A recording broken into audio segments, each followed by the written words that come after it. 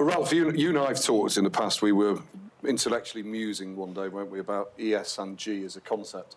And I think we sort of arrived at somewhere that as an equation it should say E plus S over G or something like that, because we thought we were being very, very intelligent with that. But I mean, you've got thoughts on that, haven't you?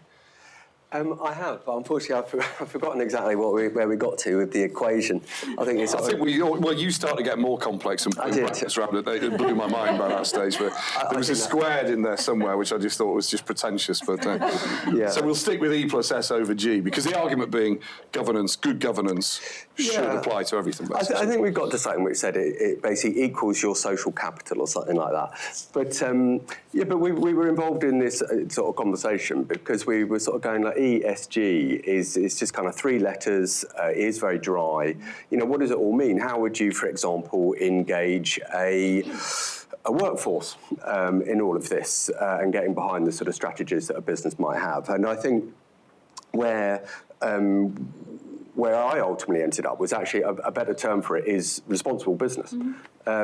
Which is kind of interesting because the idea of corporate social responsibility seemed to go completely out of fashion as a term, got replaced by ESG. But ESG, you know, for all the fact that it probably includes more environmental stuff in it than perhaps corporate social responsibility did in the past, it was an investor's term, and it was very dry. And if you ever spoke to, for example, a young person coming into the workforce about that, they sort of go, huh? But the minute that you then say, well, it's about responsible business, they then start to sort of sit forward, because there is an aspiration to work for a business which expresses a greater degree of responsibility, both environmentally and socially, than perhaps they have in the past.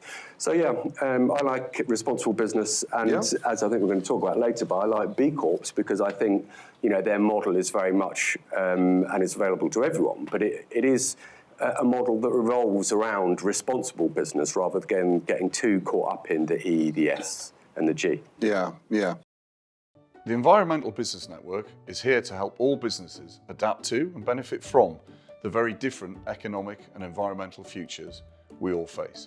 Subscribe to our YouTube channel or visit the website to find out more information.